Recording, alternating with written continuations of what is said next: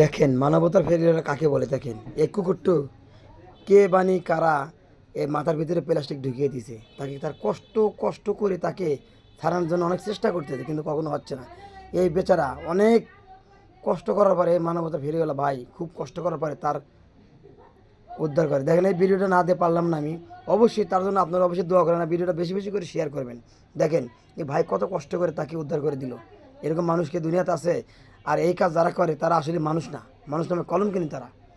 আসলে দেখেন মানুষ কীরকম মানুষ হতে পারে, জানোয়ার জানোয়ার নামে পরিচিত। দেখেন এই কাজটা যে করছে কেমন করলো এই কাজটা।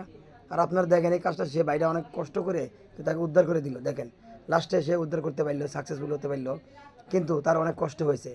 তাই বলি ভাই, মানুষ মানুষের জন্য, পশু পাখিকে আপনারা কেউ ক্ষতি করবেন না, অবশ্যই তাকে ভালো রাখবেন, তাকে ভালো রাখবেন, তাকে আশ্রয় দিবেন, তাকে দেখাবেন, তাকে খেলেবেন, কোনো সমস্যা নাই।